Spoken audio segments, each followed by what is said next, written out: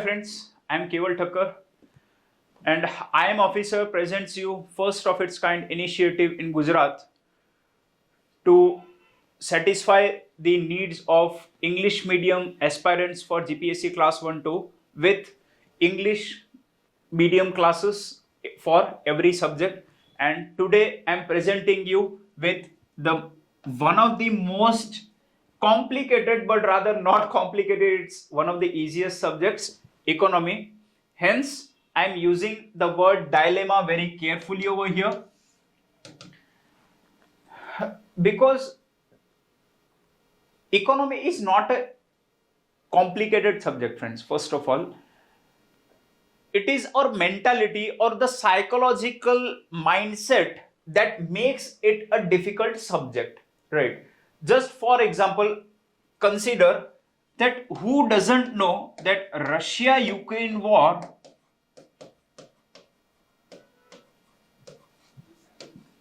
has led to rise in crude oil prices.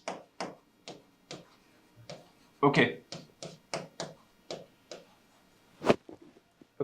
everyone is very well aware, even the most common man in India or anywhere in the world is very well aware of the consequences of Russia-Ukraine war on his pocket. Okay, so this war has led to rise in crude oil prices, and as we know, India meets its most of the oil needs or energy needs through imports around 80%. So it will obviously lead to inflation in India. Okay, Mongwari as we know it.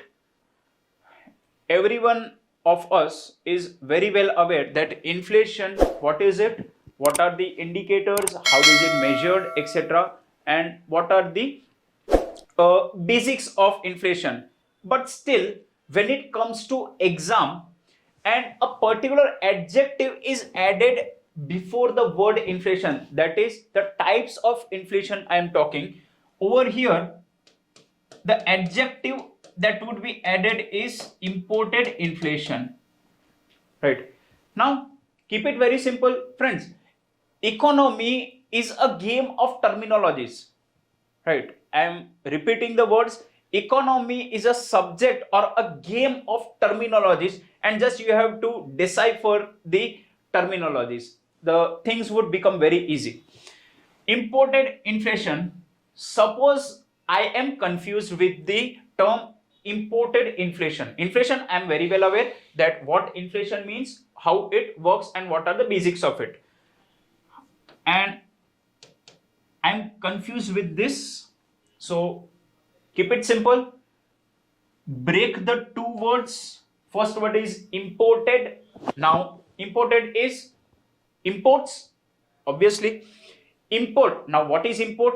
Anything that is brought into a particular country from an external country, that is an import. Okay, that is the concept of or the meaning of the word import. Now in this context, what are we talking about? Inflation. So what is this now? Correlated. The inflation that is brought into a particular country from an external country. So in this case, what is the reason or what is the cause is external factor. External, or to be specific, global factor that lead to inflation in a particular country. In this case, we are talking about India.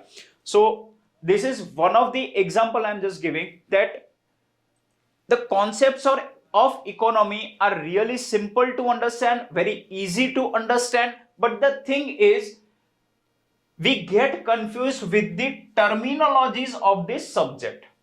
Okay, that's why I am telling you it becomes a dilemma for us, because the easier things become harder due to our mindset, because our mind has a particular stereotype for this subject, that this subject is tough, I cannot understand this subject, this will be difficult. So I will just finish off some of these selected topics like monetary policy, this, that, XYZ. I'll just read some selected topics and I'll appear for the exam, right? Friends, Please don't do that mistake, right? We are here to assist you, and we have every solution to each and every of your problem, right? So today we'll be analyzing the subject economy and how to approach this subject for GPSC class 1-2 exam, and you will obviously get your answer related to this subject. Now, first thing we need to understand is why this subject becomes difficult. What is the reason, friends? Very first and the foremost reason is our mind. Because our mind has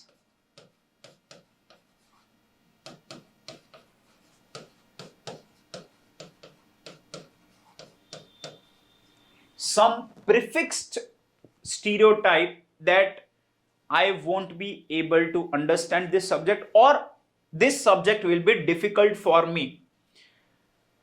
Yeah, some of you may be right. I'm not telling you 100% of you may be wrong, because economy subject becomes a bit easier for the students who have commerce background or who belong to arts faculty with economy or economics as their specialized subject.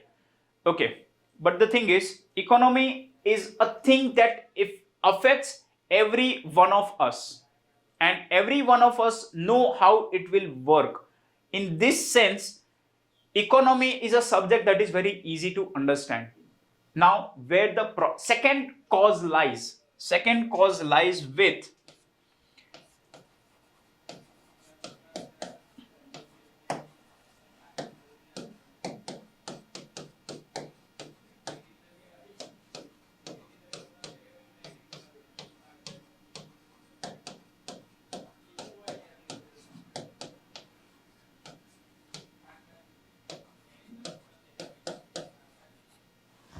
okay, concepts. We know how demand and supply works. Every common businessman knows that when demand rises, you have to increase the price. For example, consider some events like, for example, take Navratri or the festive season till Diwali that would be going on. This is the peak season when almost all India would be on a higher note regarding consumption, right? So in this case, when demand is high, price would go up, and when the sales are down, the price would go down. This is a concept that almost every one of us are clear with, but the thing is terminology. Friends, make sure and understand this very well, that economy is a game of terminologies.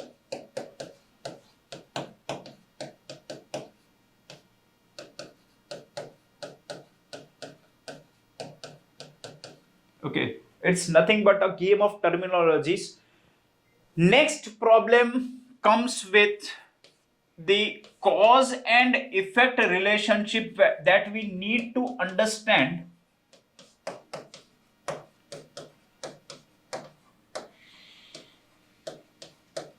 between these terminologies. Okay, so first thing that we need to conquer is our mind and bring it to a comfort zone, that I am able to understand this thing and I will be able to establish the cause and effect relationship between these terms.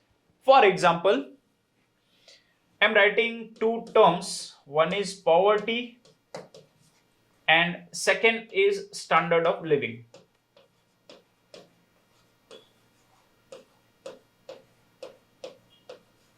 Okay, just taking this as an example, poverty and standard of living. Now, a particular terminology can be a cause as well as an effect. Okay, and economy is actually a system where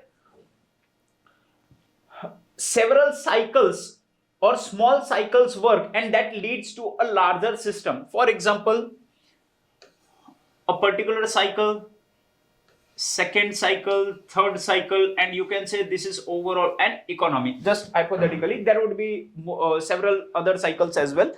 One of them is this thing, that is poverty, and the cyclical effect or the cause and effect relationship, how it would work. Now poverty, let's take poverty as a cause. Okay, poverty as a cause. Friends, understand the very basics of anything, that there would be a cause that will lead to a particular incident. Okay, there is a cause that will lead to a particular incident. This incident will have some effect or some impact. Now, this impact can be of two types. It can be positive, it may be negative. It will matter on how it will impact other dimensions. Suppose the impact is positive. If the impact is positive, we are not concerned, or we will be moving towards the desired goal that we aim to achieve, right? Now, if the impact is negative, then we need to address it through several measures. Okay, government will intervene, or the competent authority, or the particular regulator of that sector. For example, RBI in case of banking, right? Insurance Regulatory Development Authority in case of insurance sector, and several, whatever the concerned authorities are. So that particular authority will intervene with some particular measures.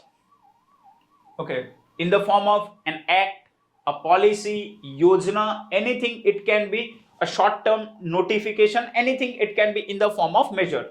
Now, from exam perspective, the questions that are asked: what measures have been taken?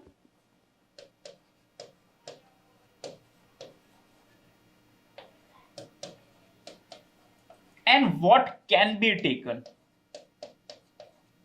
Or what measures can be taken? Okay. These kind of questions are asked. And what measures can be taken, that is nothing but your opinion.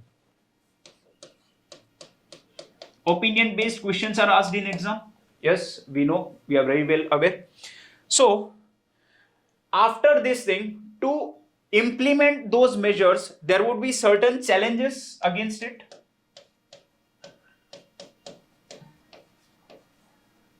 There would be certain challenges to implement these measures. So in this case, we are asked that what are the challenges against this thing, that thing, whatever be the topic.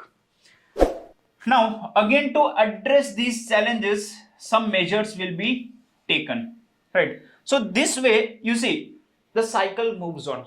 And suppose these measures are taken. For example, government has taken some measures. So these measures will have some effect or some impact. Now, again, if this impact is positive, then you are moving towards your desired goal, whatever target has been set to achieve. And if it's negative, then again we need to evaluate, analyze, and then again we need to redefine our strategy to address this problem, right? So poverty, this is a cause. Okay, so poverty is a cause that will lead to lower standard of living of a particular family. Now, what impact will it have? Lower standard of living means it will impact its education, means the children won't receive good education, the health of each and every family member will be impacted. Obviously, there hardly would be any positive in this case. So the effect is negative. Now, how will government intervene, or how has it intervened till now? MG Narega, by providing employment opportunities, several direct benefit transfer, right? Several schemes have been launched to address poverty, right? So these measures have been taken. Still, poverty is a problem persisting. So still some measures that can be taken, that is your opinion as an independent thinker matters. What are the challenges against it? Right, lower level of literacy, right, people are not aware of how to take the benefits of that particular scheme, etc. Those are the challenges. So we need to re-evaluate, right? Earlier there was no DBT kind of concept that has been recently introduced since 5 to 7 years after the success of digital India mission, we can say. So this is, we had evaluated that why older schemes didn't work, and as a solution to that problem again we introduced digital India mission, and almost a technical revolution, we can say, or a digital revolution that transformed the way these problems are addressed, right? So this is, we need to understand the cause and effect relationship between these terminologies. So this is a particular cycle that goes on. Same way another cycle, so this is, we talked about poverty. Same way there would be foreign investment or foreign trade something. Okay, then it would be industry, then it would be agriculture something. These are independent cycles that keep moving, that leads to the larger system that is known as economy. Okay, so these are the things that make this subject difficult. One of the most universal, almost universal, you can say, the question regarding sources, that what material should we read for the subject economy. Friends, economy, rather relying on a particular subject, the thing is here you have to catch the approach of this subject, because honestly speaking, not a single particular source would suffice the demand of this subject in any of the exam, because the subject has a particular characteristic called dynamism. This subject is very much dynamic, right? Let's see how is it dynamic, because if we compare other subjects, then we'll be able to understand how this is dynamic. Talking of the approach, okay, let's see history, history and combinedly culture, polity or constitution,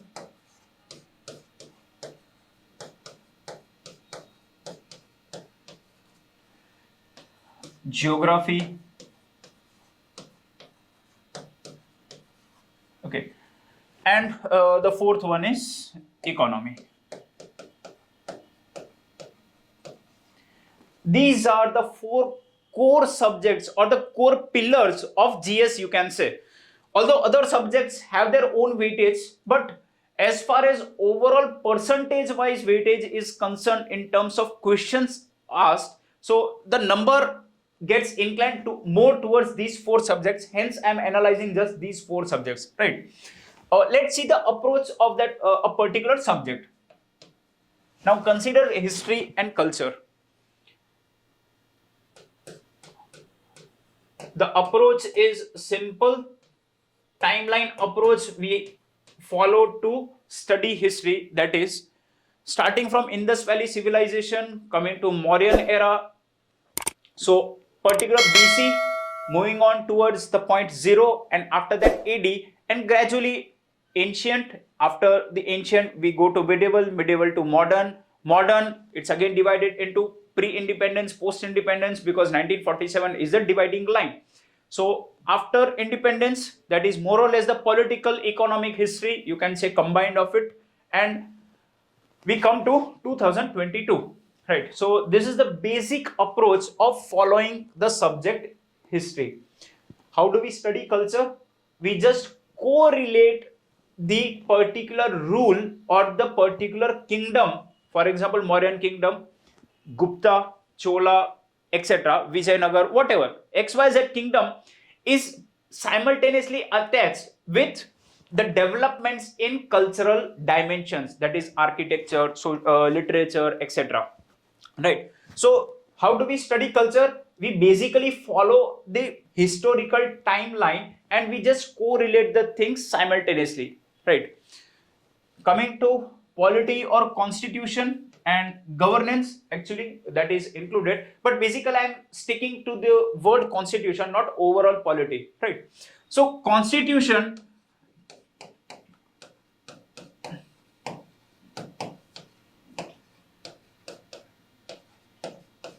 structure is very much well defined.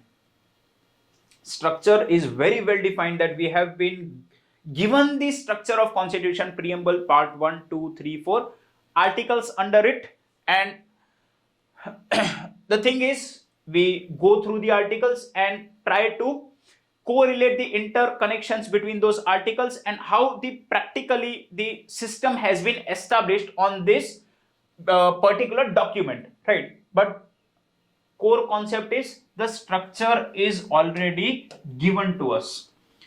Coming to geography, almost every one of us is very well aware, because geography is a subject we are not completely new to it, right? If we hear the terms like Narmada, Ganga, Himalaya, Brahmaputra, whatever XYZ things, hardly some things are actually there in geography which we haven't heard of completely. So in geography, we study Indian geography, Gujarat geography, we study world geography, although world geography basics we need to cover, not in depth as compared to these two. And the last one is physical geography or general geography. Okay, general geography or physical geography, that is interior of the earth, etc., those concepts. Now again over here, the bifurcation is very much clear in our mind, that particular book for Indian geography, this book for Gujarat geography, and the syllabus would be addressed. The same thing goes missing over here. Now for economy, let me tell you, not a particular source can suffice that the demand of the exam, because the nature of economy is very dynamic, and over here current affairs plays a major role. Okay, although polity, constitution also has a component of current affairs, but the weightage of current affairs increases in this subject, right? And current affairs, we know it's very much changing, and if we consider the macroeconomic indicators of this subject, indicators of economy like GDP, labor force data, employment data, unemployment data, XYZ, whatever XYZ data, as we know, it keeps on changing every single second. Okay, now if economy keeps on changing every single second, then the problem lies over here only, friends. The indicators keep on changing every single second, but the data of these indicators is accumulated after a certain time. It may be monthly, it may be weekly, it may be quarterly, it may be half yearly, it may be yearly, right? And yearly, for example, consider economic survey. What is economic survey? It's nothing but the report card or the performance of a particular economy in the last year, right? So the data of the whole year is accumulated and presented in parliament as economic survey, and the estimates for the next year, that is called budget, right? So the thing is, economy becomes a bit difficult due to this dynamism in it, right? So the importance of current affairs cannot be ignored at all. Now, on what basis should we cover current affairs? Very first thing is newspapers. Biggest mistake that we mostly commit is we ignore newspapers,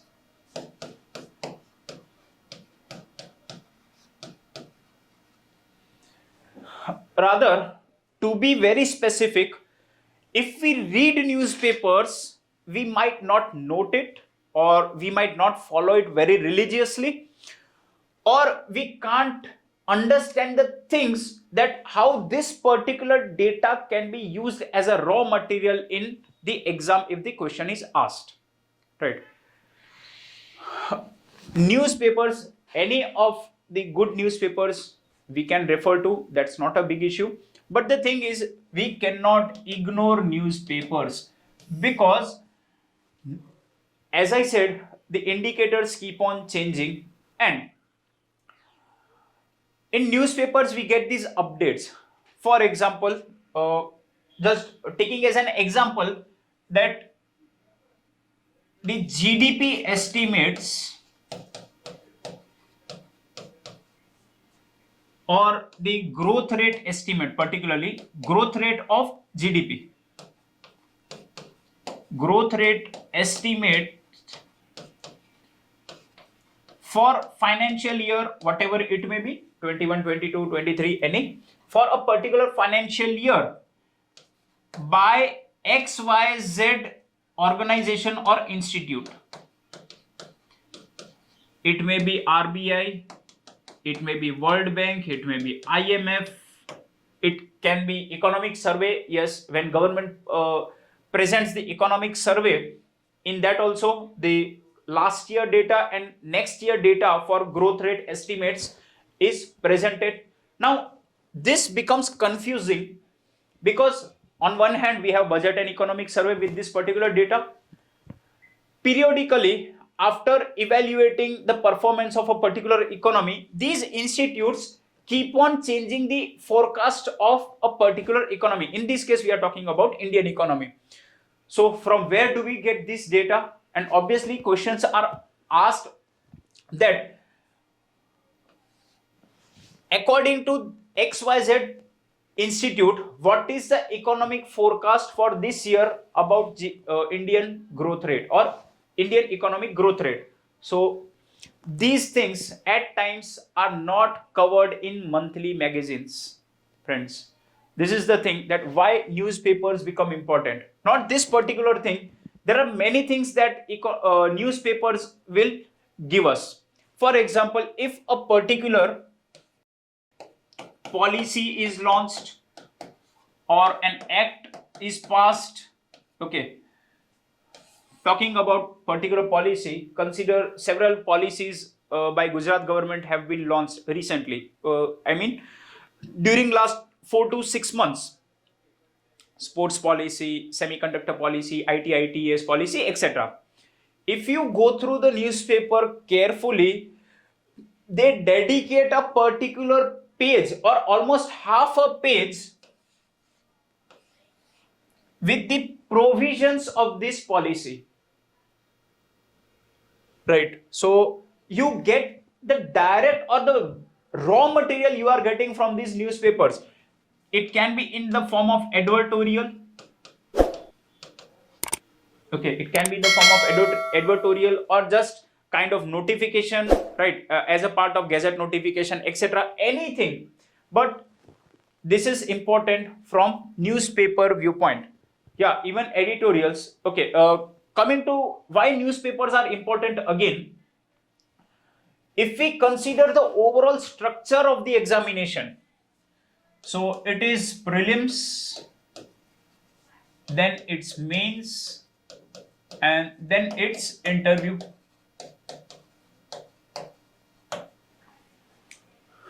Now, most of us commit this mistake that we use magazines as our primary source for current affairs.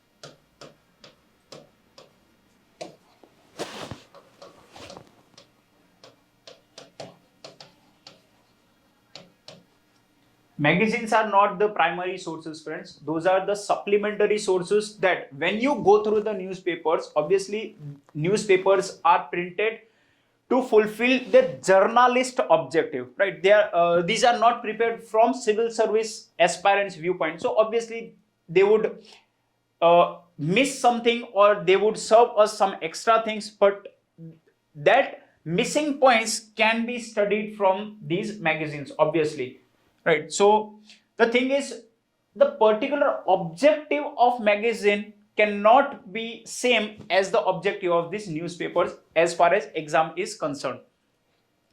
So when we look at means, essay is a particular paper that we need to appear for.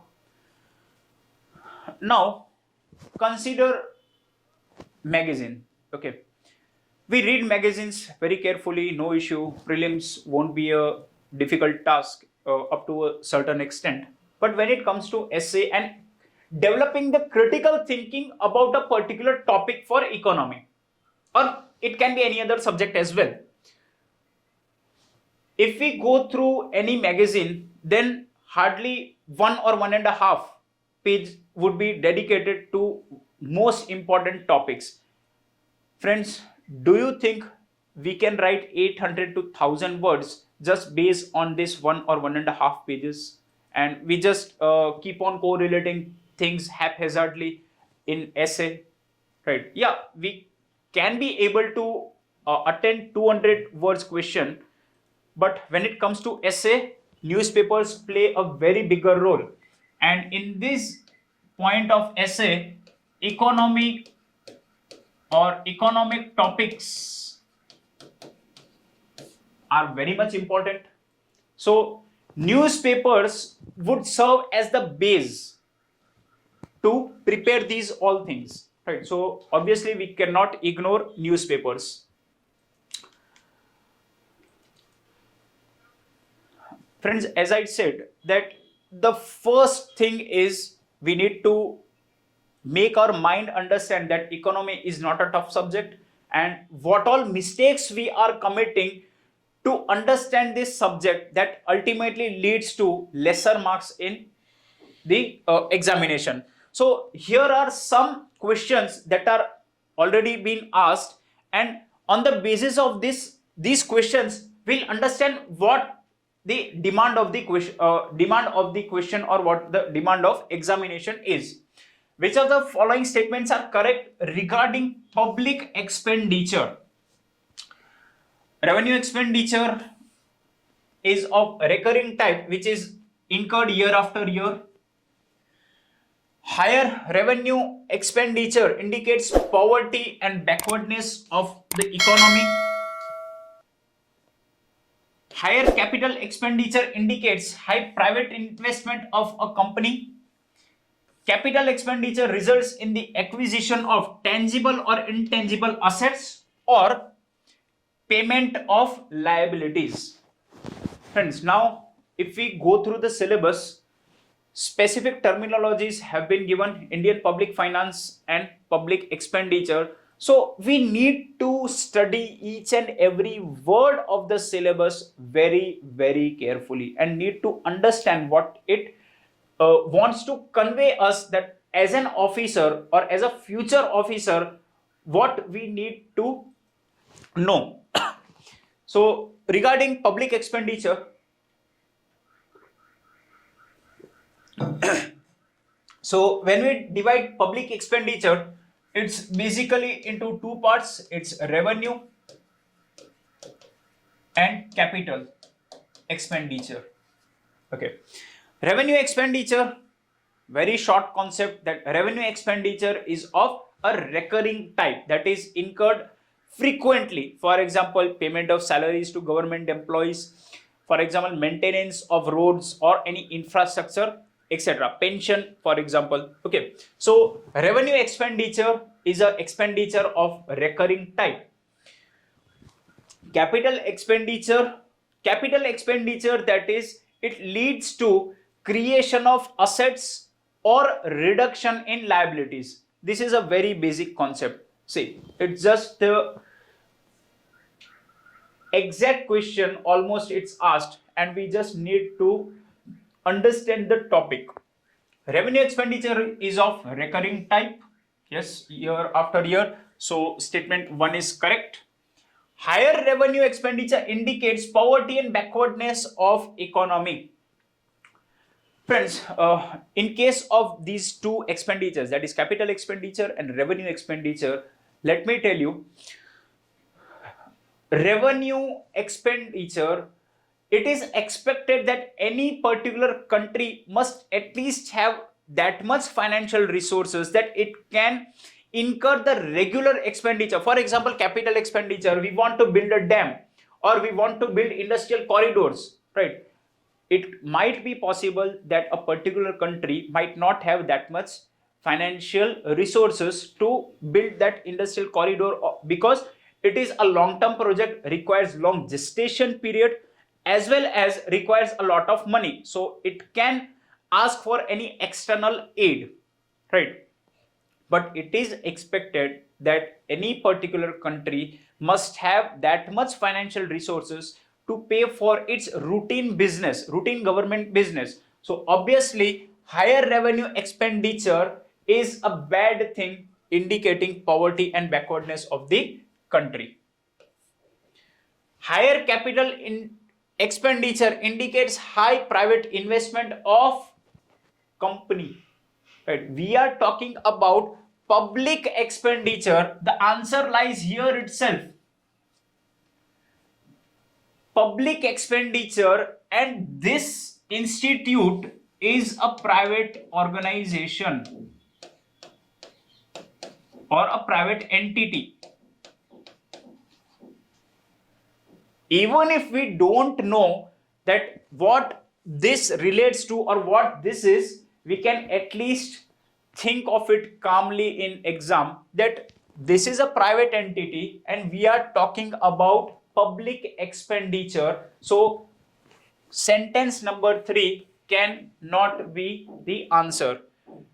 Now simply going by this sentence, just one sentence, by elimination method, if sentence number 3 is wrong, option A, B and D are automatically ruled out and the answer comes to option C, even if we don't know what is option number 4, right? So just on one concept, okay, even if we are not aware of any of the concept in this, that what is revenue expenditure, what is capital expenditure, but we at least can decipher that how this and this are contradictory, and just on the basis of one thing we can get the right answer. Okay, so this is the game of terminologies and concepts.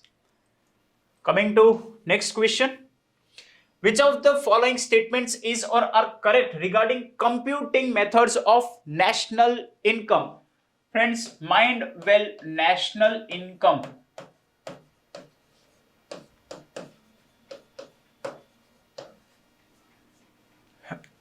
The previous one, this is more or less regarding exactly, we can say public expenditure, or rather we can correlate it with budget. Okay, so when it will come to syllabus, I'll tell you what surprising element does this topic have with regard to syllabus given to us.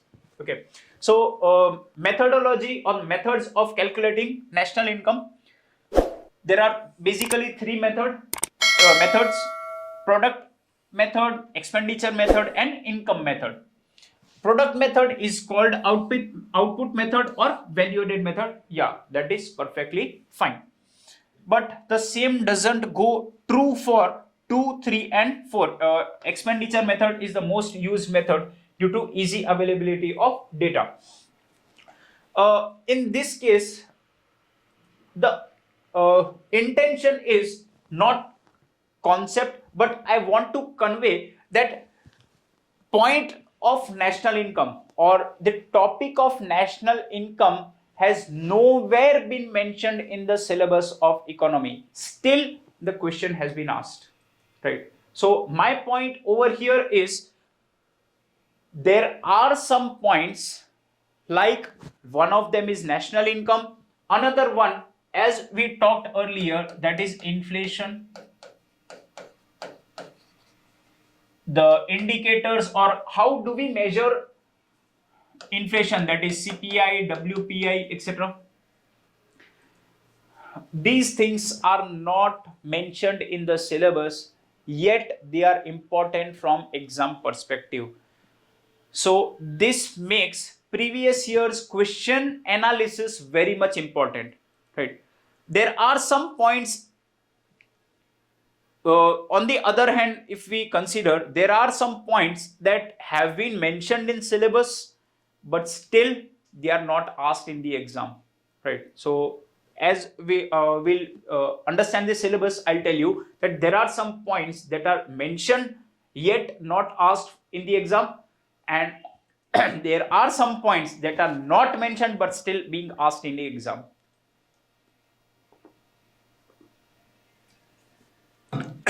So directly coming to the answer, just option 1, that is sentence number 1, is true in this case. Again, the topic comes national income.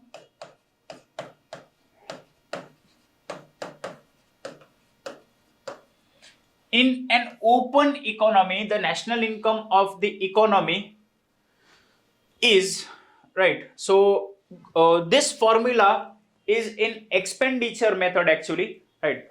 Product, income and expenditure method. The formula to measure national income as per expenditure method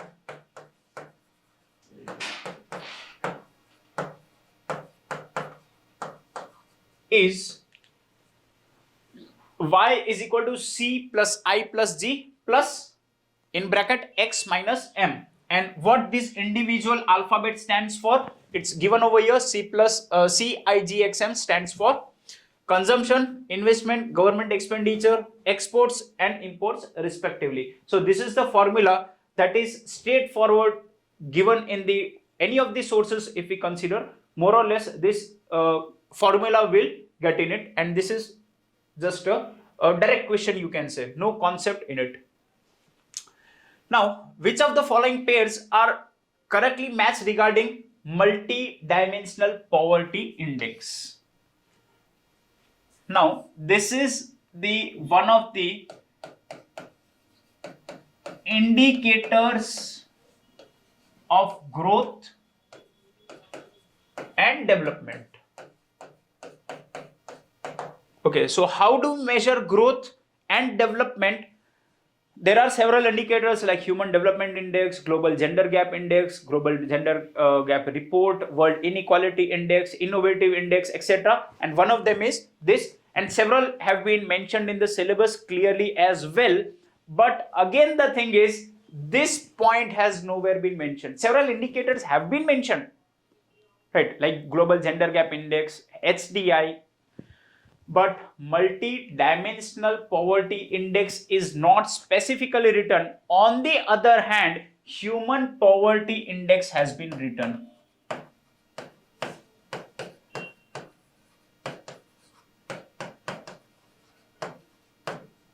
Now, if we consider human poverty index, it has been discontinued, and as a part of human development index, this index is published.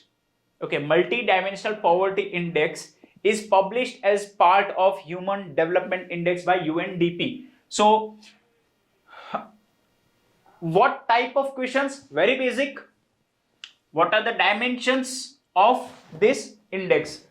Education, health, standard of living, and again sub indicators to measure a particular dimension.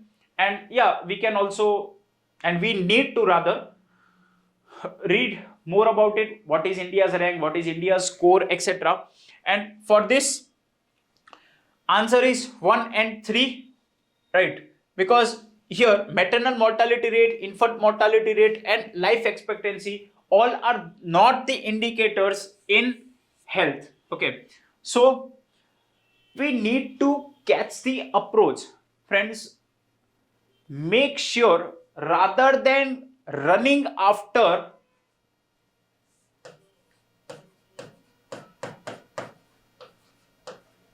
what to do, that is rather running behind the content, you should always run behind how to do. You always need to catch the strategy or the approach, how you have to study the particular topic. See, for example, if you read multidimensional poverty index from any of the good sources, the content would be almost same. Way of presentation may differ, but the thing is how you have to read it from exam perspective. That is the thing that we need to understand. So next question. Consider the following statements. Open market operations refer to the buying and selling of government securities by RBI. By selling government securities, RBI reduces the money supply. Now, this point is from RBI's monetary policy.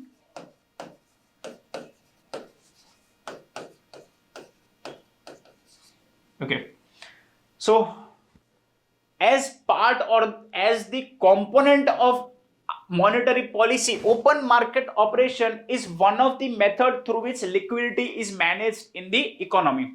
Yeah, statement 1 is perfectly correct, that open market operation refers to buying and selling of government securities. By selling government securities, RBI reduces money supply. Yeah, this is also perfectly correct, because when RBI sells the security to a particular institute, probably a bank, so RBI will sell the government security, that is nothing but a kind of document. Against it, the bank will pay it money. So in this case, what the effect will be, money supply will be reduced in the economy, because from bank RBI will borrow money, against which a document will be presented to that particular bank. So here answer is option A. Both statements are correct, and statement 2 is the correct explanation for statement number 1. The point is picking the topic RBI's monetary policy. Next question. New industrial policy of 1991 aimed to correct the distortion and weaknesses of the industrial structure of the economy. Statement number 2. This policy gave more importance to development rather than regulation. Importance to development than regulation. Friends, now comes the point that we need to develop our analytical skills. You have content, you have read LPG reforms, you have read new economic policy, LPG reforms of 1991, they are known by several other names as well. So indirectly it is new industrial policy as a part of it. Overall LPG reforms, new industrial policy is a part of these LPG reforms, right? So it obviously was because in 1991 there was a crisis like condition where India had to mandatorily take certain steps to improve its economic indicators under the IMF conditions, right? So new industrial policy was implemented that aimed to rectify the problems of industrial sector, and this policy gave more importance to development than regulation. These words redefined the role of government in economy, right? So statement number 2, it indicates that the role of government was redefined. Redefining the role of government in an economy. Earlier, that means till 1991, government was the regulator, government did its own business, it was the regulator, it was the producer, it was the seller. Okay, so after that, means after 1991, government just became the administrator, and through privatization the economy was liberalized and private sector participation was promoted. So over here, regulatory role of government reduced, and on the other hand, the developmental aspects of governance were more focused on. So again, in this case, both statements are correct, and statement 2 is the correct explanation of statement number 1. So basically it is LPG reforms of 1991 that we need to refer to. Now coming to syllabus, these were just some examples of previous year's questions, that how from this syllabus questions are asked following the exact words. Okay, some of the terms that are not mentioned over here, as I said, one is national income, other is GDP, inflation, WPI, CPI, its indicators. Okay, these points have nowhere been written but yet asked in the exam, so we need to understand it. Point number 1, Indian economy on the eve of independence, emergence and development of planning exercise in India. Even related to planning exercise in India, related to before Indian independence, that is Bombay Plan, Congress Plan, etc. The questions have been asked, obviously. Plan models, yes, see, when we study 5-year plans, several models like Harrod-Domar model, PC Mahalanobis model, etc. No need to go into the model, but just which 5-year plan was prepared on that particular model. So these plan models. Then Indian economy in post-reform period, that is new economic reforms. Recently we saw the LPG reforms question. So as part of new economic reforms, the question had been asked regarding new industrial policy. Then Niti Aayog, its aims, constitution and functions. This question has been recently asked in GPSC mains as well, right? If you have gone through the question. Then agriculture. So agriculture, industrial and service sector, as we know, these are the three primary three sectors that constitute the structure of economy, and agriculture sector is referred to as primary sector, but it's not synonymous actually, because primary sector, it includes agriculture as well as allied sectors also. Fine. So these are the overall components of agriculture sector: land reforms, the factors of production that are used in agriculture sector, that is seeds, water or irrigation, in other words, human labor, that is agricultural labor, price, overall production, that is green revolution, warehousing, that is storage, etc. Several points have been included related to agriculture sector. Then industrial policy. So this is nothing but the secondary sector of economy, and the points related to it. For example, specific manufacturing zones have been established, known by several names like SAES, export processing zone, SIR, that is special investment regions, etc., national manufacturing zones, and NMZ under national manufacturing policy. So this relates to industrial sector or the secondary sector. Then comes infrastructure. Yes, infrastructure is even we'll get the point related to service sector. Okay, so indirectly, although service sector has not been specifically mentioned in the syllabus, it is obviously understood that services are intangible goods that provide basic services to other sectors of the economy. Infrastructure, that is physical infrastructure. This point basically relates to physical infrastructure, and this point that is related to population, this is known as social infrastructure. Okay, so physical infrastructure, and what constitutes physical infrastructure, that is ports, roads, airports, railway, telecommunication, etc. Okay, urban infrastructure, water supply, sanitation. Then after, trends and patterns in the structure of population over time. Okay, friends, let me clarify one thing over here. Social infrastructure or the basics of population, the basic raw material for this is 2011 census. Okay, now this particular point related to population has been mentioned in the subject of geography as well. Okay, so no need to read twice. Obviously we need to refer either at either of the place, either in economy or either in geography. Facts won't change, right? Poverty, question was asked. Inequality, unemployment, trends in it, literacy rate, etc.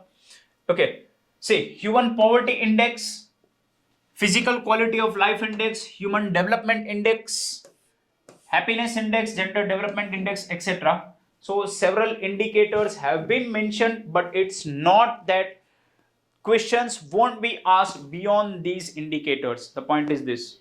Okay, it may be a part of it as multidimensional poverty index, as a part of human development index, but the thing is you can't ignore other major indicators. For example, global gender gap index. If it's in current affairs, then we have to read it. Okay, then Indian public finance, tax system. Here comes the point, public expenditure, the very first question I think we just talked about. Taxation system, public debt, deficit financing, subsidies, center state relations, etc. Monetary policy issues, recently we just discussed open market operations, monetary policy, the concept of GST and its implications. Trend composition and structure in foreign trade, balance of payment, etc. Even questions have been asked, so you cannot ignore these points as well. Now for Gujarat geography, friends, concepts would remain the same if we go for Gujarat economy. See, out of total 8 points in prelims, 7 points have been dedicated to Indian economy and just 1 point to Gujarat economy. Okay, so we can just assume that the weightage of Gujarat economy will be a bit less from exam perspective. Now coming to the points which have to be covered in Gujarat economy. Overview, social sector, education, health, its performance related to India and other states, that is comparative analysis of the indicators, agriculture, water resource management, mining, etc., service sector, industry sector. So this is basically nothing but the points that have been mentioned in Indian economy. Here just the facts would change. Okay, concept remains the same, somewhere the facts would change, and because the structure of economy of India and Gujarat might differ in some cases, like the contribution of secondary sector is higher in Gujarat while a bit lower in case of India. So that is due to local reasons in Gujarat. Okay, but that again would be analytical perspective, but the facts would be clearly given in authentic sources. Friends, now if we analyze the syllabus of mains from exam perspective, a few things change, but the basics remain the same. For example, economic development since independence, that is post-independence, political economic development of India, main features in the economy at independence. Okay, colonial rule, yeah, that is pre-independence point. Trend in national income. Now see, national income has been mentioned in mains but has been asked also in prelims. Okay, per capita income, etc. Primary, secondary and tertiary sector 5-year plans, Niti Aayog, etc. So this is basically nothing but planning, that is 5-year plans, and recent Niti Aayog has replace the 5-year plan system with 3, 7 and 15-year plans. Okay, so that is basically developing national agenda as per the defined role of Niti Aayog. Indian economy in post reforms period, that is after 1991, background of Indian economic reforms, LPG reforms, land reforms in India and Gujarat. Then after agriculture, again same thing as primary, secondary and tertiary sector related to it, food security, PDS, etc. Indian public finance, taxation system, public expenditure, okay, stabilization, trade, investment, monetary policy issues. See, almost it's one and the same. Okay, fiscal policy, monetary policy, etc. So fiscal policy is basically budget and taxation combined.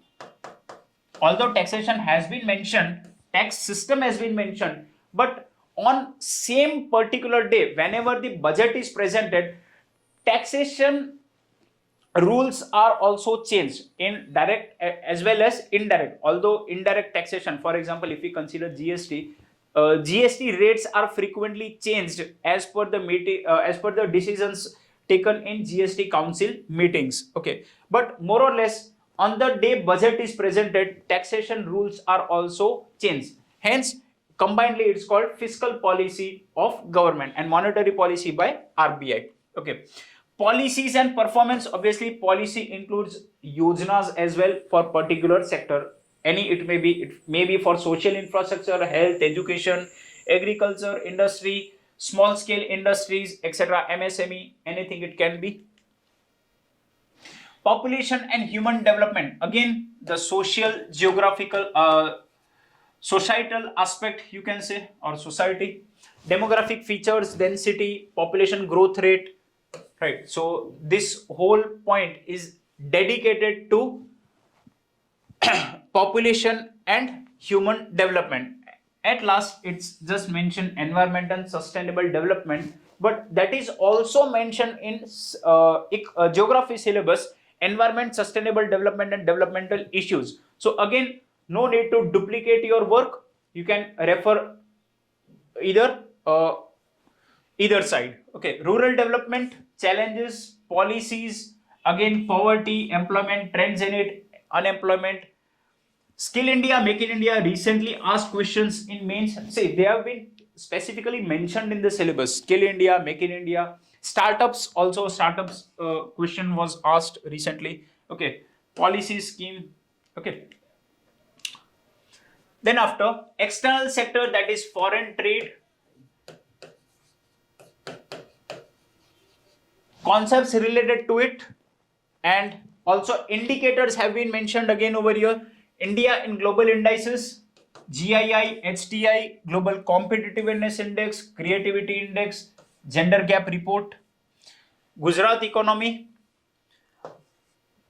and infrastructure. Okay, so you can see that the syllabus is not different from prelims and mains perspective. It's a huge misunderstanding that let us prepare for prelims and then after we'll see that chalta hai attitude, kind of, that pela mains to prelims to thai pachi mains nu joi lesu, right? This is a huge misunderstanding that we consider prelims and mains as different stages of a particular exam. Friends, this syllabus of economy, even you can compare with other subjects as well, it clearly indicates that we need to prepare in a holistic manner. Integrated approach and a holistic approach is actually the demand for this subject. Okay, because this is the subject where other subjects will get impacted as well, like polity. Okay, so if you go a step further, the policies of the government will depend on the economic or the financial strength of a particular country. If the country is not financially stable, if the country is not financially sound, its welfare policies will surely be impacted, right? So this is just a correlation I'm telling you, but the main thing is these are the myths, these are the mistakes, and here I have presented you the solution, that how you can overcome the dilemma of the subject economy and actually make it easier, and we can score maximum marks in prelims as well as mains examination. Okay, so thank you very much for your attention and watching this video. Have a good day.